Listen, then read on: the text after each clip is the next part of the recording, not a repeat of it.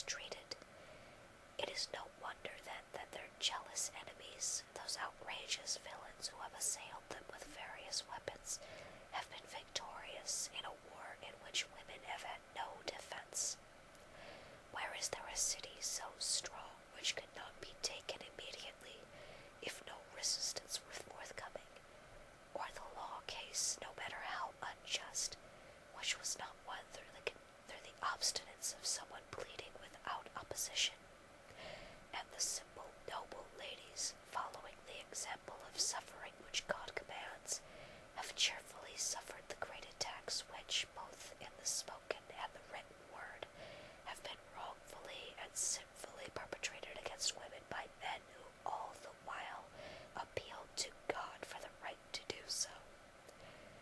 Now it is time for their just cause to be taken from Pharaoh's hands, and for this reason, we three ladies whom you see here, moved by pity, have come to you to announce a particular edifice, built like a city wall, strongly constructed and well-founded, which has been predestined and established by our aid and counsel for you to build, where no one will reside except all ladies of fame and women worthy of praise, for the walls of the city will be closed to those women who lack virtue. Section 4. Here the lady explains to Christine the city which she has been commissioned to build, and how she was charged to help Christine build the wall and enclosure, and then gives her name. Thus, fair daughter, the prerogative among women has been bestowed on you to establish and build this city of ladies. For the foundation and completion of this city you will draw fresh waters from us as from clear fountains, and we will bring you sufficient building stone, stronger and more durable than any marble with cement could be.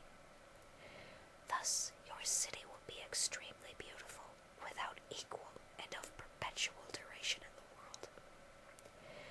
Have you not read that King Tros founded the great city of Troy with the aid of Apollo, Minerva, and Neptune, whom the people of that time considered gods, and also how Cadmus founded the city of Thebes with the admonition of the gods?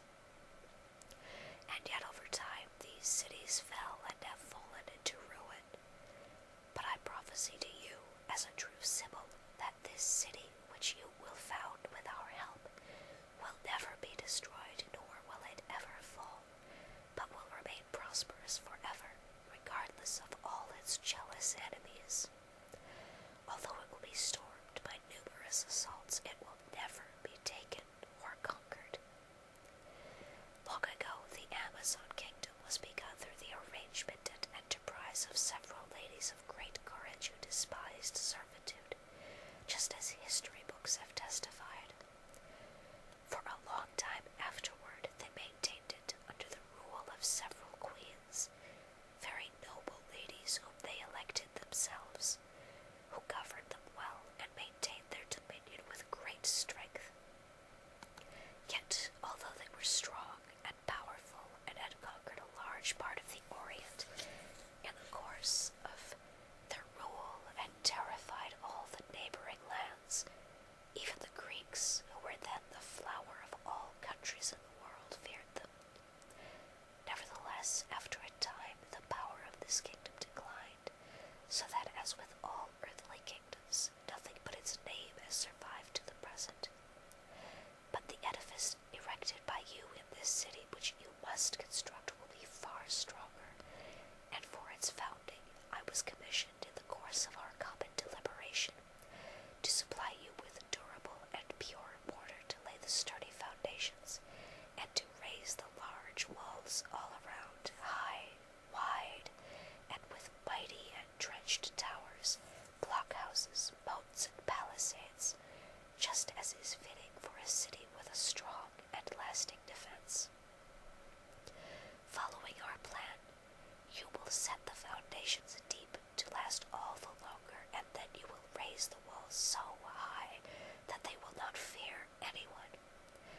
Daughter, now that I have told you the reason for our coming, and so that you will more certainly believe my words, I want you to learn my name, by whose sound alone you will be able to learn and know that, if you wish to follow my commands, you have in me an administrator, so that you may do your work flawlessly. I am called Lady Reason. You see that you are in good hands. For the time being, then, I will say no more.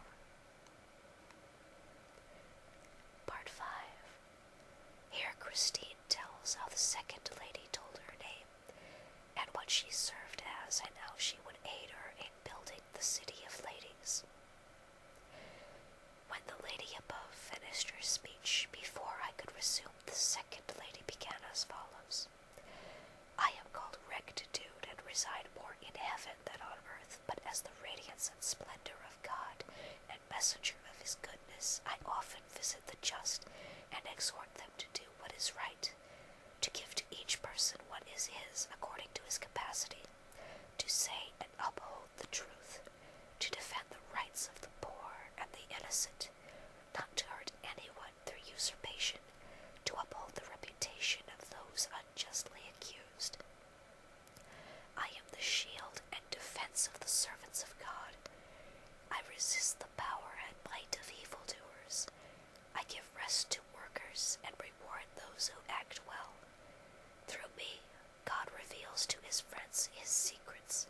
I am their advocate in heaven. This shining ruler which you see me carry in my right hand instead of a scepter is the straight ruler which separates right from wrong and shows the difference between good and evil.